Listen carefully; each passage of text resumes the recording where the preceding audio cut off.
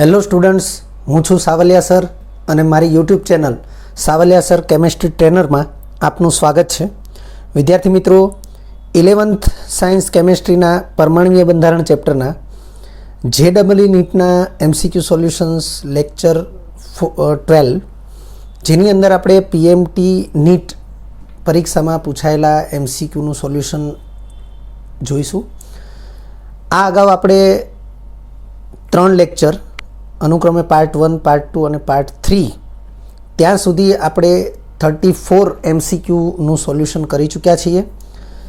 આ લેક્ચર એને પાર્ટ 4 તરીકે આપણે જોઈશું અને જેમાં આપણે 35મા નંબરના MCQથી આગળ વધી અને 47 નંબરના MCQ સુધી જઈ રહ્યા છીએ.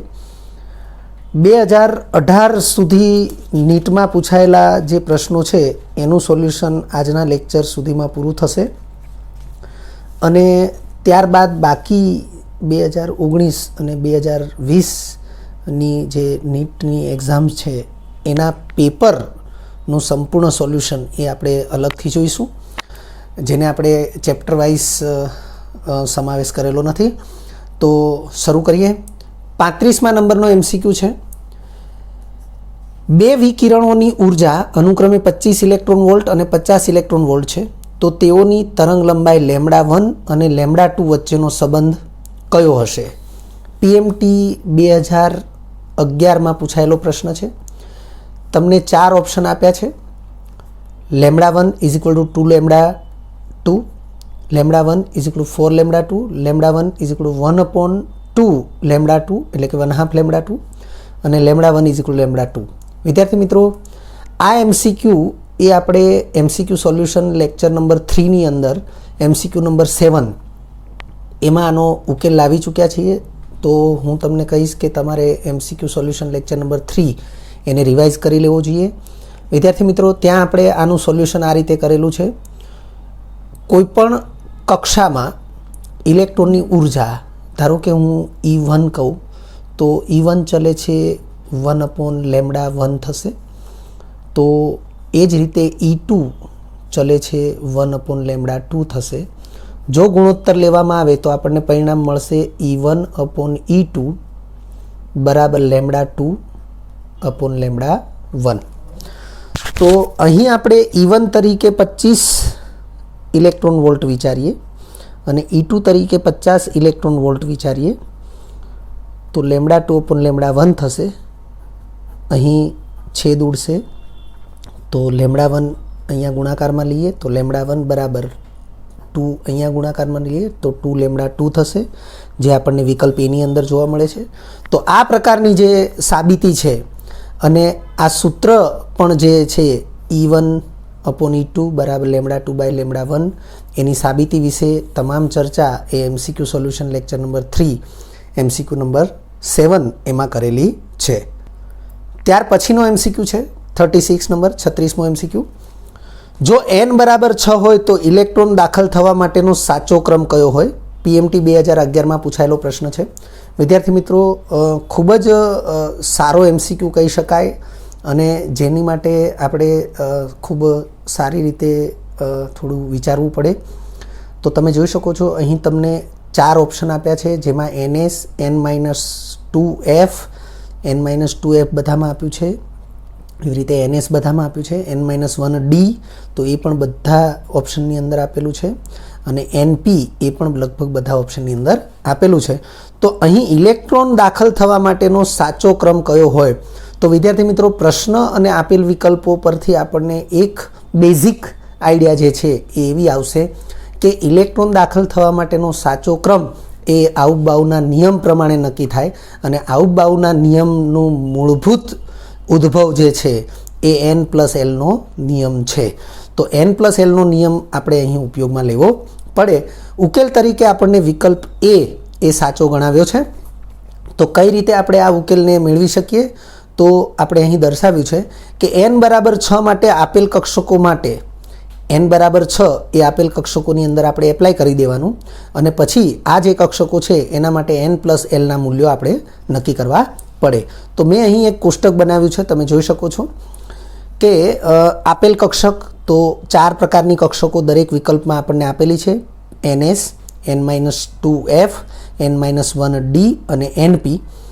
હવે આપણે n બરાબર 6 એ રકમમાં જે આપ્યું છે પ્રશ્નની અંદર એ પ્રમાણે n બરાબર 6 લાગુ પાડીએ તો અહીંયા 6 લખીએ તો 6s કક્ષક થશે, અહીંયા 6 લખીએ તો 6 માંથી 2 બાદ થાય 4 થાય તો 4f કક્ષક થશે, 6 લખીએ તો 6 માંથી 1 બાદ થાય તો 5 વધશે તો 5d કક્ષક થશે, એમ અહીંયા 6 લખીએ તો 6p કક્ષક થશે.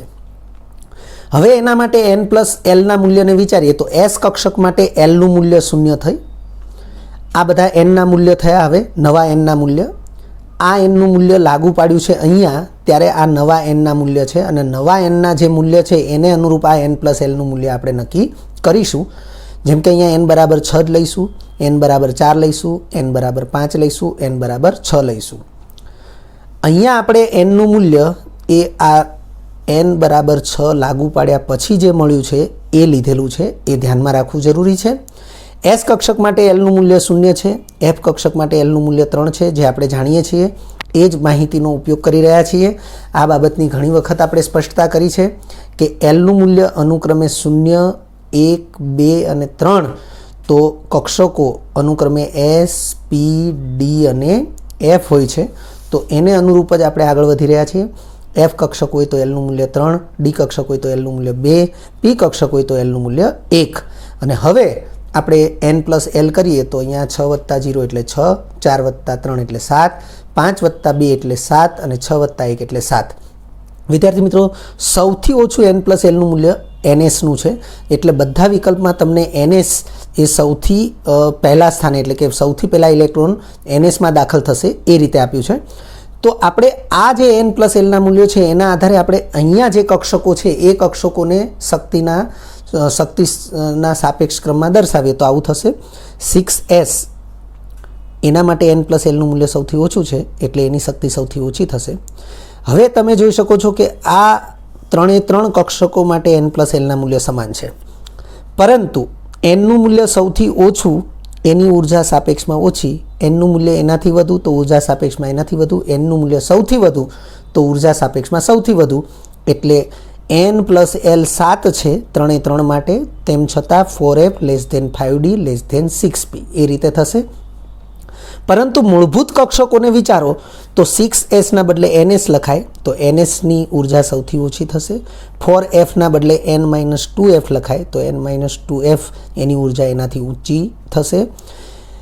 5dની ઉર્જા એનાથી ઊંચી છે, પણ 5dની બદલે આપણે n-1d લખીએ તો એની ઉર્જા એ ત્રીજા નંબરે થશે. અને 6pના સ્થાને આપણે np વિચારીએ તો npની ઉર્જા સૌથી ઊંચી થશે.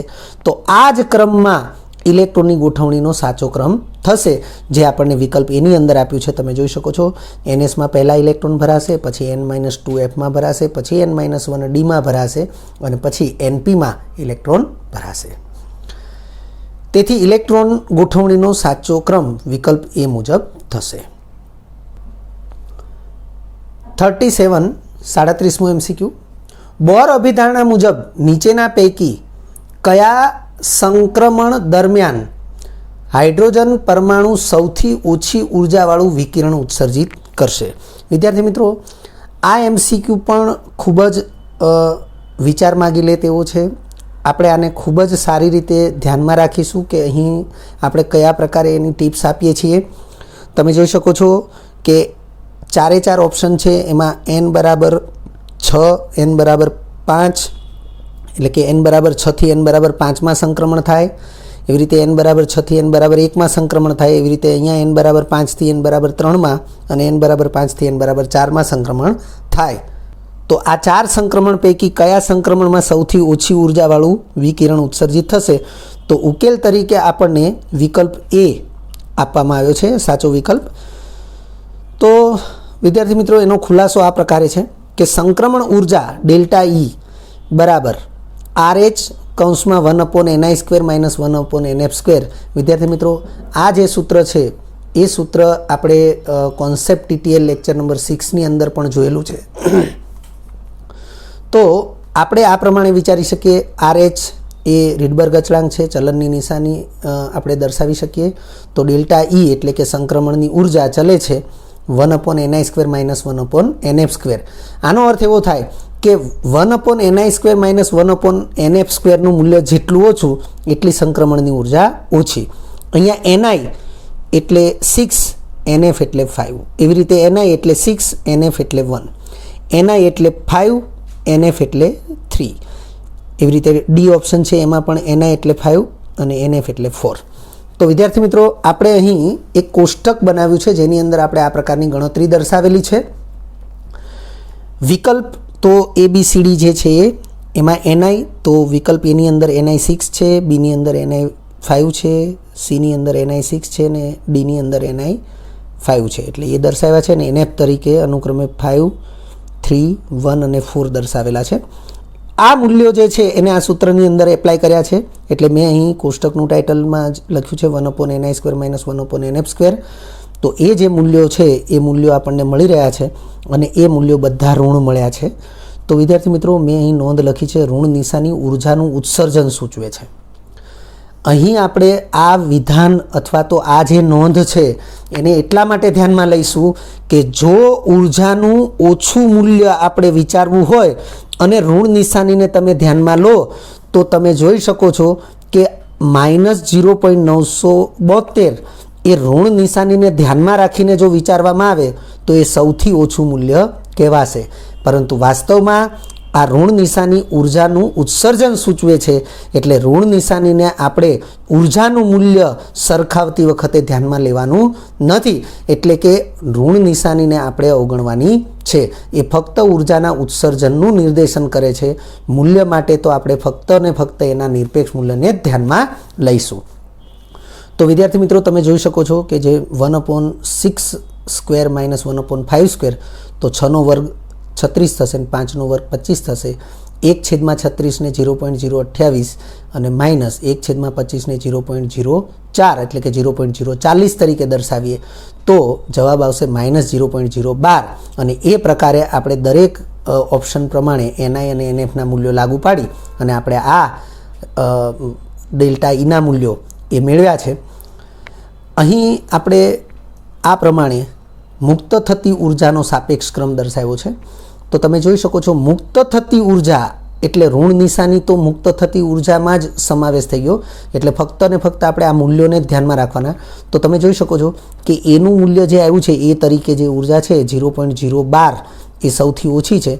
પછી 0.023 એ બીજા નંબરે આવશે. પછી 0.070 એ ત્રીજા નંબરે આવશે અને 0.972 એ સૌથી વધુ ઉર્જા થશે. એટલે આપણે મુક્ત થતી ઉર્જાનો સાપેક્ષ ક્રમ આ રીતે દર્શાવ્યો છે અને તેથી આપણે કહી શકીએ કે સૌથી ઓછી ઉર્જાવાળું વિકિરણ એ પ્રથમ એટલે કે એ ઓપ્શનમાં જે સંક્રાંતિ દર્શાવેલી છે એ પ્રમાણે થશે.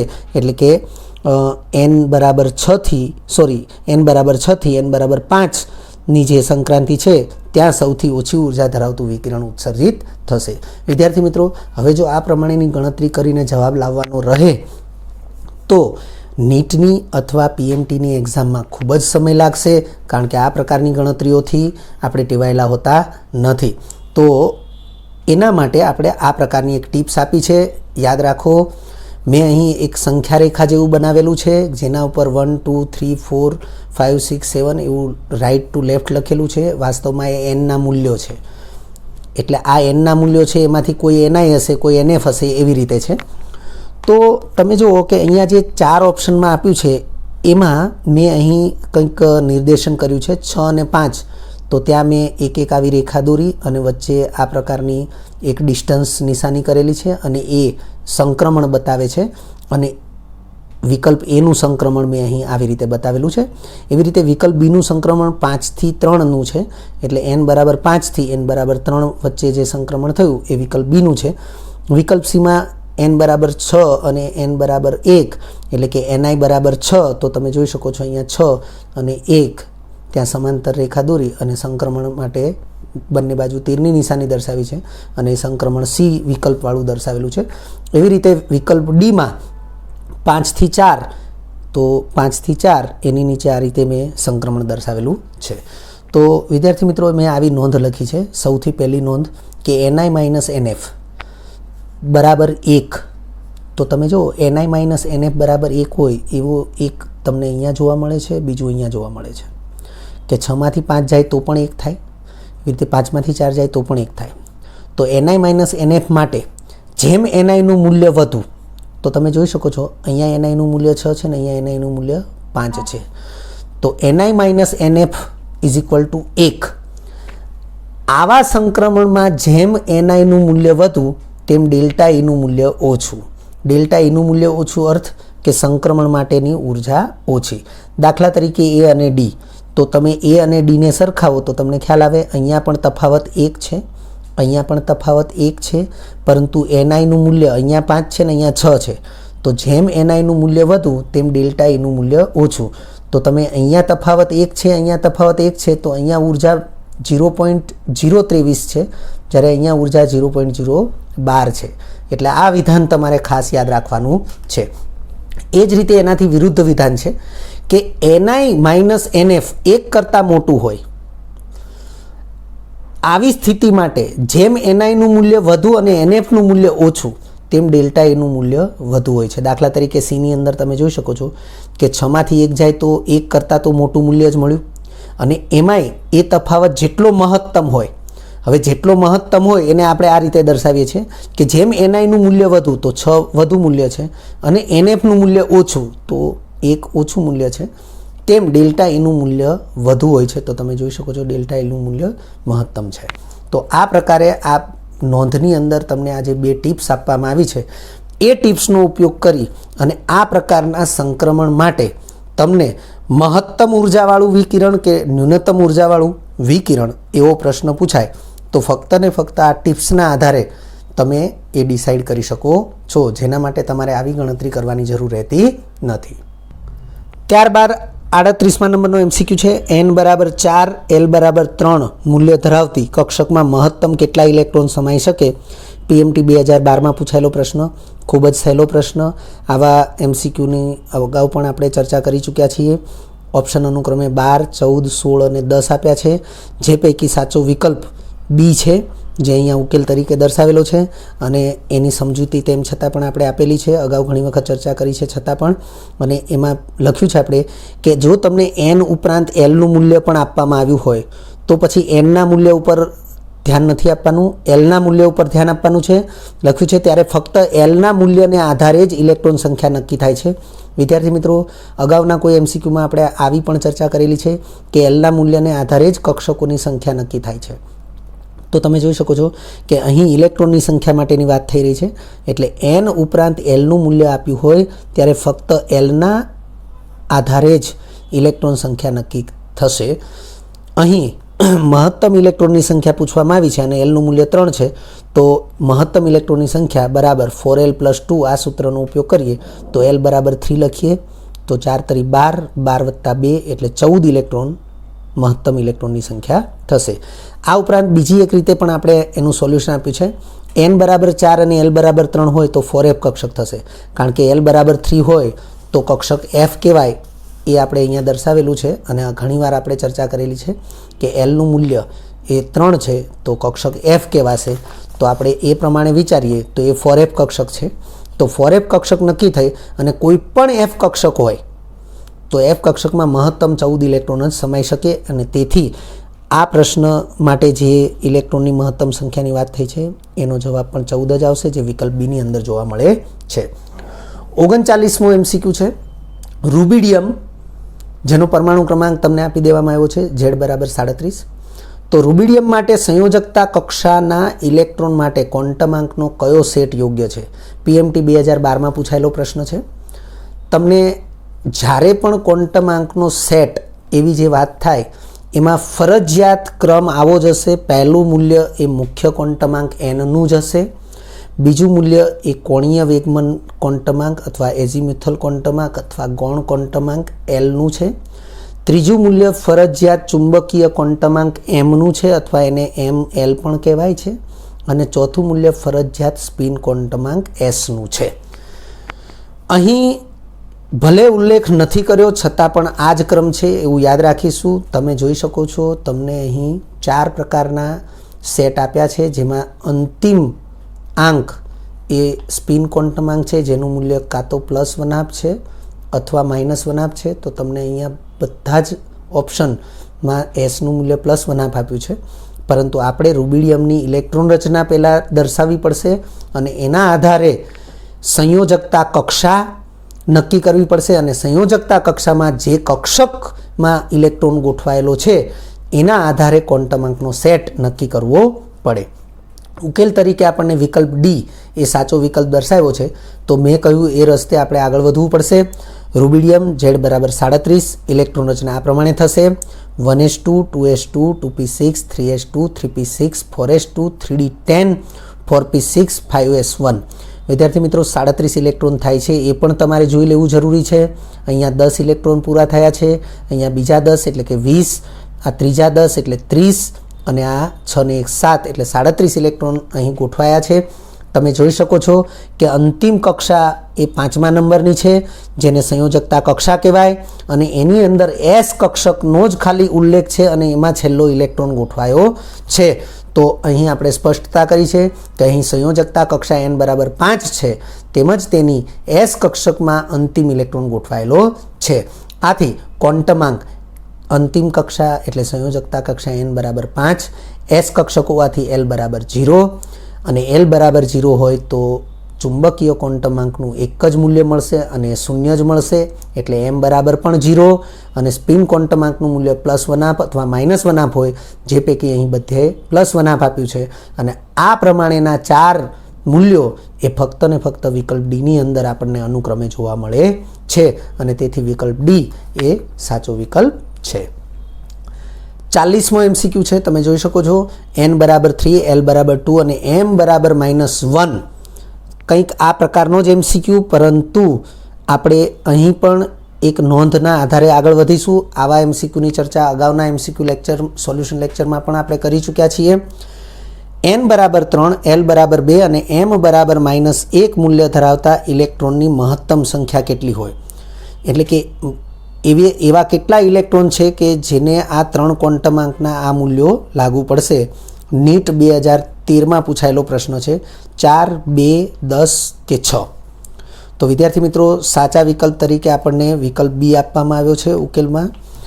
कई रीते तो एनी नोंध पण आपणे अगाउना आवा एमसीक्यू में पण लखेली छे अने अहींया पण आपणे फरीथी ए लखी रह्या छीए कि n अने l उपरांत चुंबकीय क्वोंटमांक m નું मूल्य पण आप्युं होय। તમે જોઈ શકો છો n નું મૂલ્ય આપ્યું છે, l નું મૂલ્ય આપ્યું છે, ઉપરાંત ચુંબકીય ક્વોન્ટમાંક m નું મૂલ્ય પણ આપ્યું છે। તો ચુંબકીય ક્વોન્ટમાંક m નું મૂલ્ય પણ આપ્યું હોય તો m ના મૂલ્યને આધારે જ ઇલેક્ટ્રોન સંખ્યા નક્કી થાય છે। વિદ્યાર્થી મિત્રો આ નોંધ અને આ નોંધ એ બંનેને ખાસ ધ્યાનમાં રાખવાની। જો ફક્ત ને ફક્ત n નું જ મૂલ્ય આપ્યું હોય तो n ना मूल्य ने आधारे ज इलेक्ट्रॉन संख्या नक्की थाय, परंतु n ना मूल्य उपरांत l નું मूल्य आप्युं होय जेम अहींया आप्युं छे तो पछी n ना मूल्य ने आधारे इलेक्ट्रॉन संख्या नक्की थशे नहीं, तो पछी l ना मूल्य ने आधारे इलेक्ट्रॉन संख्या नक्की थशे। परंतु जो l उपरांत तमने m નું मूल्य पण आप्युं छे तो हवे l ना मूल्य ने ध्यानमां नथी लेवानुं, m ना मूल्य ने आधारे इलेक्ट्रॉन संख्या नक्की थशे। m નું प्रत्येक मूल्य एक पेटा कक्षक नक्की करे छे। m નું प्रत्येक मूल्य तमे जो अहींया m નું मूल्य -1 आप्युं छे, -1 मूल्य एटले m નું एक मूल्य थयुं अने एक पेटा कक्षक नक्की करे अने एक पेटा कक्षकमां हमेशा 2 ज इलेक्ट्रॉन गोठवाई शके लख्युं छे। तेमज प्रत्येक पेटा कक्षकमां फक्त 2 ज इलेक्ट्रॉन समाय छे अथवा गोठवाय छे। एनो अर्थ एवो थाय के m નું प्रत्येक मूल्य फक्त 2 ज इलेक्ट्रॉनने लागू पड़े छे। अर्थ के आ 3 क्वोंटमांक धरावता होय एवा इलेक्ट्रॉननी महत्तम संख्या पण फक्त 2 ज थशे, जे आपणे विकल्प बी में आपेली छे। 41मो एमसीक्यू छे 45 नेनोमीटर तरंग लंबाई धरावता विकिरणनी ऊर्जानुं मूल्य जूल में शोधो। जूल में मूल्य शोधवानुं छे एटले अहींया तमने विकल्पनी अंदर जेटला पण मूल्यो आप्या छे ए जूलना मूल्यो आप्या छे। AIPMT वास्तव में PMT ए ज AIPMT छे। तो AIPMT 2014 में पूछायेलो प्रश्न है। एच प्लांक अचळांकनुं मूल्य तमने 6.63 × 10⁻³ जूल × सेकंड आपी दीधुं छे। विद्यार्थी मित्रों अहीं तमने 45 नेनोमीटर तरंग लंबाई धरावता विकिरणनी ऊर्जानुं मूल्य शोधवानुं कीधुं छे जूल एकममां। याद राखो विद्यार्थी मित्रों જ્યારે કોઈ પણ વિકિરણની ઉર્જાની વાત છે, વિકિરણ એટલે ફોટોન, તો ફક્ત વિકિરણ અથવા ફોટોનની ઉર્જા અહીંયા પ્રતિમોલનો ઉલ્લેખ કર્યો નથી અને તેથી આપણે કહી શકીએ કે કોઈ પણ ફોટોન કે વિકિરણની ઉર્જાના મૂલ્યો એ 10ની આવડી મોટી એટલે કે 10ની 15 ઘાત, 10ની 11 ઘાત એવી ધન ઘાતના ગુણાંકમાં ક્યારેય ન હોઈ શકે. ફોટોન એટલે કે વિકિરણની ઉર્જાના મૂલ્યો એ 10ની ઋણ ઘાતાંકના માત્રામાં હોઈ શકે. એટલે કે વિકલ્પ નિવારણ પ્રમાણે વિકલ્પ એ અને વિકલ્પ બીને આપણે નિવારી શકીએ છીએ. આપણા જવાબમાં સી અથવા ડી પૈકી કોઈ એક હોવું જોઈએ. તો અહીં ઉકેલ તરીકે વિકલ્પ ડી એને સાચો વિકલ્પ આપવામાં આવ્યો છે, પરંતુ ગણતરીથી આપણે એનો ઉકેલ લાવી શકીએ છીએ. તમે જોઈ શકો છો આ પ્રમાણે મેં એનો ઉકેલ આપ્યો છે. લેમડા 45 નેનોમીટર છે. નેનોમીટરને મીટરમાં કન્વર્ટ કરવું પડશે કારણ કે એચનું મૂલ્ય આપણે એમકે પદ્ધતિ પ્રમાણે લઈ રહ્યા છીએ. તો અહીં 1 નેનોમીટર એટલે 10ની -9 ઘાત મીટર લખી શકાય, એટલે 45 × 10ની -9 ઘાત મીટર.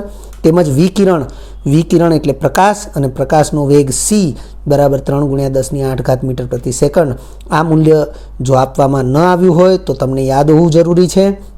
આથી વિકિરણની ઉર્જા E = hc/λ આ સૂત્રનો ઉપયોગ આપણે કરીએ છીએ. એચનું મૂલ્ય લખ્યું છે, સીનું મૂલ્ય લખ્યું છે અને લેમડાનું મૂલ્ય લખ્યું છે. તો આનું જે સાદું રૂપ આવશે એ 4.42 × 10ની -18 ઘાત જૂલ આવશે. એકમ સાથે આપણે અહીંયા એની ચર્ચા કરી શકીએ છીએ. મીટર કેન્સલ થશે, સેકન્ડની 1 ઘાત ને સેકન્ડની -1 ઘાત એટલે સેકન્ડ પણ કેન્સલ થશે, જૂલ એકમ વધશે એટલે વિકિરણની ઉર્જા E બરાબર 4.42 × 10ની -18 ઘાત જૂલ થશે.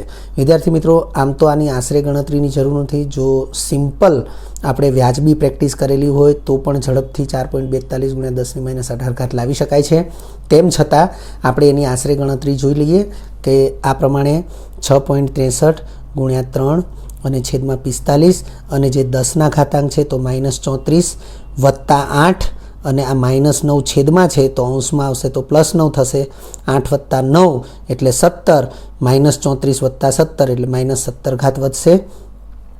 અહીંયા આપણે છેદ ઉડાડીએ તો 45 અને ઉપર 3 છે તો 15 તરી 45 એટલે છેદ ઉડીને છેદમાં 15 રહેશે. 6.63 છે, પોઈન્ટને જમણી બાજુ એક આંકડો ખસેડીએ તો 66.3 થશે અને ભાગ્યા 15 એઝ ઇટ ઇઝ રહેશે. પરંતુ જમણી બાજુ એક આંકડો ખસવાથી 10ની ઘાત એ 1 ઘટશે એટલે -17 છે, ત્યાંથી -18 થશે એટલે 66.3 ભાગ્યા 15, જેને આપણે મેન્યુઅલી એકદમ ઝડપથી ભાગાકાર કરી શકીએ. 15 ચોક 60 થશે, 6 વધશે, 3 ઉતારીએ, પોઈન્ટ આવશે, ફરીથી 15 ચોક 60 થશે, 3 વધશે, અહીંયા શૂન્ય આ રીતે થઈ શકે તો 15 દૂ 30 થશે અને 0 0 થશે એટલે 4.42 એવો આપણે મેન્યુઅલી ભાગાકાર કરીને જવાબ લાવી શકીએ છીએ. 4.42 × 10ની -18 ઘાત જૂલ એવો એનો જવાબ થશે, જે આપણને વિકલ્પ ડીમાં આપેલો છે. 42મો MCQ છે. વિદ્યાર્થી મિત્રો, આ પ્રકારના MCQ માટે મેં અહીં રેફરન્સ લખ્યો છે કે MCQ સોલ્યુશન લેક્ચર નંબર 8 એમાં MCQ નંબર 5 એની અંદર સેમ આવું છે. ફક્ત ને ફક્ત અહીંયા Cl છે એની બદલે Cl- એટલે કે ક્લોરાઇડ આયન માટે P ઇલેક્ટ્રોનની સંખ્યા એવા વિકલ્પમાં લખેલું છે. બાકી સેમ જ છે. તો જોઈ લઈએ. Fe2+ જેનો પરમાણુ ક્રમાંક Z બરાબર 26 આપી દીધો છે, તો એમાં રહેલી ડી ઇલેક્ટ્રોનની સંખ્યા એટલે ડી કક્ષકની ઇલેક્ટ્રોન સંખ્યા નીચેના પૈકી કોની સાથે સુસંગત નથી? AIPMT 2015માં પૂછાયેલો પ્રશ્ન. તો મેગ્નેશિયમના S ઇલેક્ટ્રોનની સંખ્યા સાથે સુસંગત નથી, ક્લોરીનના P ઇલેક્ટ્રોનની સંખ્યા સાથે, Feના D ઇલેક્ટ્રોનની સંખ્યા સાથે અને નિયોનના એટલે કે Neના P ઇલેક્ટ્રોનની સંખ્યા સાથે સુસંગત નથી. તો આ ચારમાંથી કોઈ પણ એક સાથે સુસંગત નથી, પણ એ આપણે શોધવાનું છે. ઉકેલ તરીકે આપણને વિકલ્પ બી આપ્યો છે કે Fe2+ રહેલી ડી ઇલેક્ટ્રોનની સંખ્યા એ ક્લોરીનની P ઇલેક્ટ્રોનની સંખ્યા સાથે સુસંગત નથી. પરંતુ કઈ રીતે? તો વિદ્યાર્થી મિત્રો, એના માટે આપણે જે ઉકેલ છે એ ઉકેલ માટે આપણે 4 વિકલ્પમાં જે તત્વો આપ્યા છે એની ઇલેક્ટ્રોન રચનાને વિચારવી પડે. તો તમે પ્રશ્નની અંદર જોઈ શકો છો કે Fe2+ આયન છે અને એક વિકલ્પમાં Feની પણ અહીંયા ઉલ્લેખ કરેલો છે. તો જે વિકલ્પમાં એફીનો ઉલ્લેખ કર્યો છે ત્યાંથી જ આપણે શરૂઆત કરીએ છીએ. એફી ઝેડ બરાબર 26 જેની ઇલેક્ટ્રોન રચના આર્ગન કમ્પ્લીટ 3d6 4s2 થશે. તો તમે જોઈ શકો છો ડી કક્ષકમાં 6 ઇલેક્ટ્રોન છે. હવે 2 ઇલેક્ટ્રોન દૂર થશે તો જ Fe2+ આયન બનશે.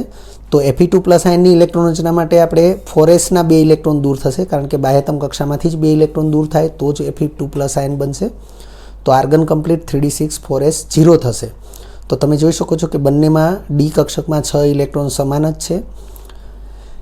મેગ્નેશિયમને વિચારીએ તો ઝેડ બરાબર 12 છે, ઇલેક્ટ્રોન રચના 1s2 2s2 2p6 3s2 છે.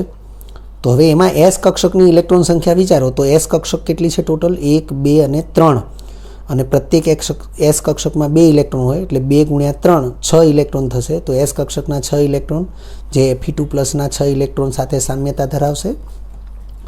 પછી આપણે ક્લોરીન લઈએ તો ઝેડ બરાબર 17 છે, 1s2 2s2 2p6 3s2 3p5. હવે એની પી કક્ષકના કુલ ઇલેક્ટ્રોન વિચારો તો પી કક્ષક 2pમાં 6 અને 3pમાં 5 એટલે 6 + 5 બરાબર 11 ઇલેક્ટ્રોન થશે. અને અહીંયા Fe2+ની ડી કક્ષકમાં 6 ઇલેક્ટ્રોન છે એટલે સામ્યતા ધરાવતા નથી, એટલે કે સુસંગત નથી. એટલે જે વિકલ્પ બી છે આપણો એ જ આપણો સાચો વિકલ્પ છે. તેમ છતાં આપણે નિયોન ડી વિકલ્પ જે છે એમાં જોઈ લઈએ. ઝેડ બરાબર 10, ઇલેક્ટ્રોન રચના થશે 1s2 2s2 2p6. હવે નિયોનની પી કક્ષકમાં ઇલેક્ટ્રોન જોઈએ તો પી કક્ષક ફક્ત ને ફક્ત 2p જ છે જેમાં 6 ઇલેક્ટ્રોન છે. તો Fe2+ આયનમાં પણ ડી કક્ષકમાં 6 ઇલેક્ટ્રોન છે એટલે ત્યાં પણ સુસંગત તો થાય જ છે.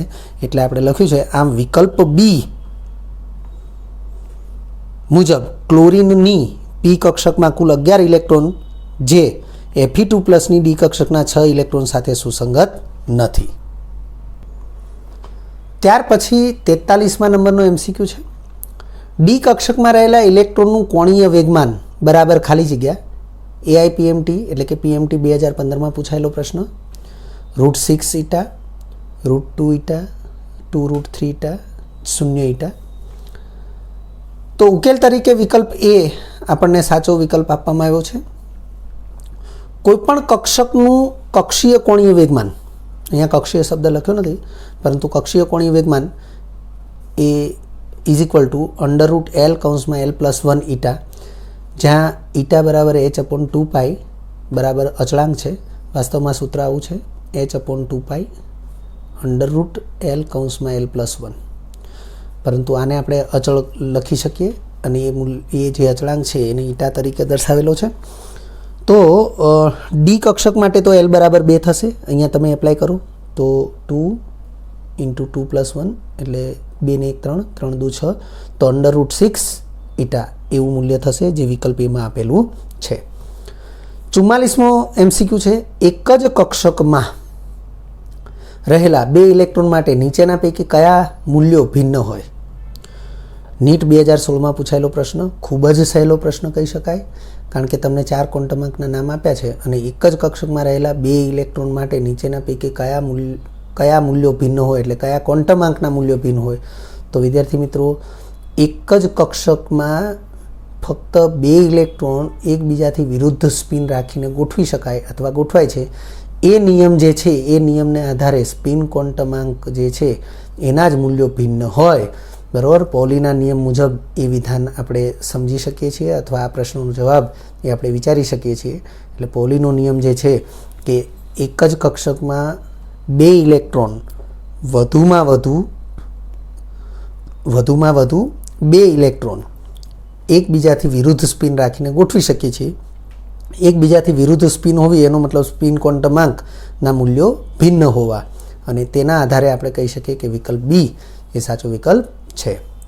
45મો MCQ છે. નીચેના પૈકી કઈ ડી કક્ષકની ઘનતા અક્ષ ઉપર સૌથી વધુ છે? નીટ 2016નો પ્રશ્ન છે. વિદ્યાર્થી મિત્રો, આપણે અહીં 4 વિકલ્પની અંદર દરેકમાં 2 ડી કક્ષકો આપેલી છે. તો તમે જોઈ શકો છો એ જે 2 ડી કક્ષકો છે,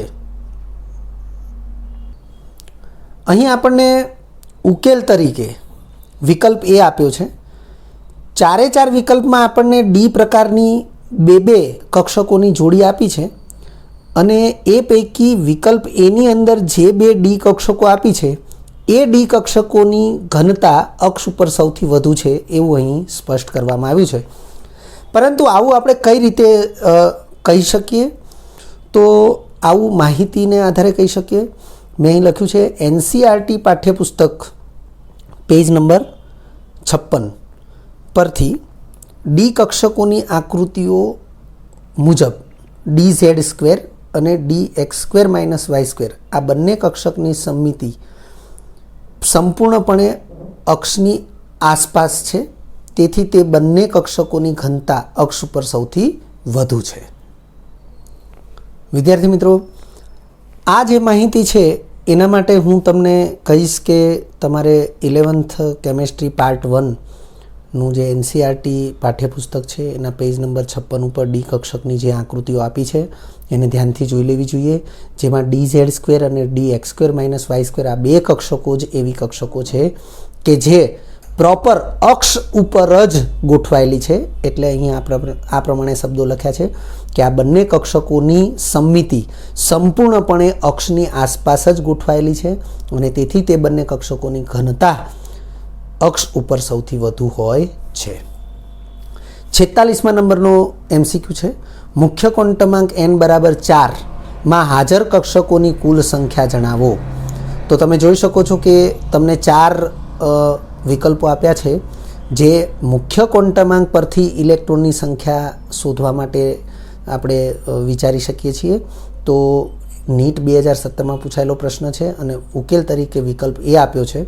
વિદ્યાર્થી મિત્રો, અહીં ફક્ત ને ફક્ત nનું મૂલ્ય આપ્યું છે, તો nના મૂલ્યને આધારે કક્ષકોની કુલ સંખ્યા જે છે એ n², કક્ષકોની કુલ સંખ્યા n² બરાબર 4² બરાબર 16, અને જો આમાં તમને ઇલેક્ટ્રોનની કુલ સંખ્યા પૂછવામાં આવી હોય તો 2n² કરવામાં આવે તો 16 × 2 = 32 થાય. પરંતુ અહીં કક્ષકોની સંખ્યા માટેની વાત થઈ છે એટલે n² અને 4 મૂકીએ છીએ તો 4² 16, એટલે આપણી માટે વિકલ્પ એ સાચો વિકલ્પ છે. ત્યાર પછીનો MCQ છે 47 નંબરનો MCQ, નીચેના પૈકી કયું વિધાન ખોટું છે? નીટ 2018માં પૂછાયેલો પ્રશ્ન. તમને 4 વિકલ્પમાં 4 વિધાન આપ્યા છે. વિકલ્પ એની અંદર લખ્યું છે S કક્ષકમાંના ઇલેક્ટ્રોનનું કુલ કક્ષીય કોણીય વેગમાન 0 હોય છે. વિકલ્પ બીમાં લખ્યું છે નાઇટ્રોજન N, તો નાઇટ્રોજન પરમાણુની ઇલેક્ટ્રોન રચના 1s2 2s2 2px1 2py1 2pz1, પરંતુ અહીંયા જે એનો ચિતાર આપ્યો છે એ ચિતારમાં તમને ઇલેક્ટ્રોનની સ્પિનની દિશાઓ પણ આપેલી છે. સી વિકલ્પ છે એક કક્ષકને 3 ક્વોન્ટમાંક વડે અને ઇલેક્ટ્રોનને 4 ક્વોન્ટમાંક વડે નિર્દેશિત કરવામાં આવે છે. અને ઓપ્શન ડી, તો એમાં લખ્યું છે dz² જે કક્ષક છે ડી કક્ષકનો પેટા પ્રકાર છે, તો dz² માટે m કહેતા ચુંબકીય ક્વોન્ટમાંકની કિંમત 0 છે. ઉકેલ તરીકે વિકલ્પ બી દર્શાવ્યું છે કે વિકલ્પ બીમાં જે વિધાન છે એ વિધાન એ ખોટું છે. તો કેવી રીતે ખોટું છે અને બાકીના વિધાન પણ કેવી રીતે સાચા છે તો એની ચર્ચા અહીં થવી જરૂરી છે. તો આપણે આગળ વધીએ. વિકલ્પ એમાં લખ્યું છે S કક્ષક માટે L = 0. આપણે વિધાન છે S કક્ષકમાંના ઇલેક્ટ્રોનનું કુલ કક્ષીય કોણીય વેગમાન 0 હોય છે. તો આપણે એ વિધાનને આપણે સાચું છે એવું અહીંયા આપણે દર્શાવીએ છીએ. કેવી રીતે સાચું છે? તો S કક્ષક માટે L = 0 હોય છે, જે આપણે જાણીએ છીએ. અને કક્ષીય કોણીય વેગમાનનું સૂત્ર h/2π√L(L+1). Lનું મૂલ્ય 0 આપણે દર્શાવીએ તો આ મૂલ્ય 0 થશે અને તેથી આપણે કહી શકીએ કે પહેલું વિધાન છે એ સાચું વિધાન છે. પછી વિકલ્પ બી, તો નાઇટ્રોજનની ઇલેક્ટ્રોન રચના જે દર્શાવી છે એ સાચી છે, પરંતુ એનો જે ચિતાર દર્શાવ્યો છે એ ચિતારમાં 2pz કક્ષકની અંદરનો જે એક ઇલેક્ટ્રોન છે એ બાકીની જે 2p કક્ષક છે 2px ને 2py એની સાથે સમાંતર સ્પિન ધરાવતો નથી. લખ્યું છે 2pz કક્ષકમાં ગોઠવાયેલો ઇલેક્ટ્રોન 2px અને 2py ના અયુગ્મિત ઇલેક્ટ્રોન સાથે સમાન સ્પિન ધરાવતો નથી. અને આપણે હુન્ડનો નિયમ વિચારીએ તો હુન્ડના નિયમ પ્રમાણે એ સમાન સ્પિન ધરાવતો હોવો જોઈએ. હુન્ડના નિયમનું વિધાન જે છે એ આ પ્રકારનું છે કે ડીજનરેટ કક્ષકો, આ જે px py અને pz છે એ ડીજનરેટ કક્ષકો કહેવાય. તો ડીજનરેટ કક્ષકોમાં ઇલેક્ટ્રોન અયુગ્મિત રહેવાનો પ્રયત્ન કરશે, અયુગ્મિત રહે તે રીતે ગોઠવાશે અને અયુગ્મિત ઇલેક્ટ્રોનની સ્પિન એકબીજાથી સમાંતર હશે. તો એકબીજાથી સમાન હોય તો અહીંયા ત્રીજો અયુગ્મિત ઇલેક્ટ્રોન છે એ વિરુદ્ધ સ્પિન એટલે કે વિરુદ્ધ દિશામાં ગોઠવાયેલો છે, એટલે હુનના નિયમનું પાલન થતું નથી અને તેથી આ બી વિધાન ખોટું છે. સી, તો એક કક્ષકને 3 ક્વોન્ટમાંક વડે દર્શાવાય છે. તો વાત સાચી છે કે કક્ષકને નિર્દેશિત કરવા માટે મુખ્ય ક્વોન્ટમાંક, કોણીય વેગમાન ક્વોન્ટમાંક અને ચુંબકીય ક્વોન્ટમાંક એમ 3ની જ જરૂર પડે છે, એટલે કે 3 ક્વોન્ટમાંકની જ જરૂર પડે છે. જ્યારે ઇલેક્ટ્રોનના નિર્દેશન માટે આ 3 ક્વોન્ટમાંક ઉપરાંત સ્પિન ક્વોન્ટમાંક એસની પણ જરૂર પડે છે, એટલે કે ઇલેક્ટ્રોનના નિર્દેશન માટે મુખ્ય ક્વોન્ટમાંક એન, કોણીય વેગમાન ક્વોન્ટમાંક એલ, ચુંબકીય ક્વોન્ટમાંક ml અને સ્પિન ક્વોન્ટમાંક એસ એમ 4 ક્વોન્ટમાંકની જરૂર પડે છે.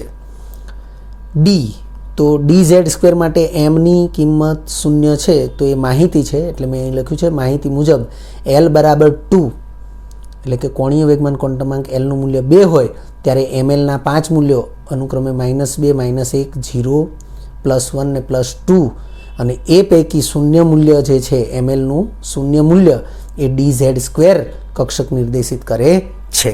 વિદ્યાર્થી મિત્રો, અહીં આપણે ફક્ત ને ફક્ત એક માહિતી દર્શાવીએ છીએ કે mનું મૂલ્ય અનુક્રમે -2, -1, 0, +1, +2 હોય તો ડી કક્ષકો જે છે એ અનુક્રમે dxy, dyz, dz², dzx અને dx² - y² છે.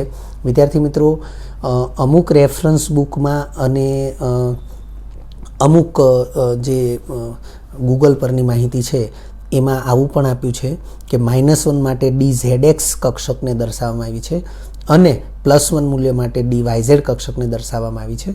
તો વાસ્તવમાં એ બાબતથી હું સહમત નથી. મોટાભાગની રેફરન્સ બુક અને મોટાભાગના જે ગૂગલ રેફરન્સ છે એમાં આપણને આ જ ક્રમ જોવા મળશે અને તેથી આપણે અહીં પણ આપણે આ ક્રમ દર્શાવ્યો છે, આ માહિતી છે જેને યાદ રાખવી જરૂરી છે. વિદ્યાર્થી મિત્રો, જો તમને આ વિડીયો લેક્ચર ગમ્યો હોય તો લાઇક આપજો, શેર કરજો અને સબસ્ક્રાઈબ પણ કરજો. અગાઉના લેક્ચરનું રિવિઝન અને પાઠ્યપુસ્તકનું વાંચન કરતા રહેજો. આ લેક્ચર અંગે કોઈ પણ ડિફિકલ્ટી હોય તો મને વોટ્સઅપ કરી શકાય. આભાર. ફરી મળીશું નવા વિડીયો લેક્ચરમાં.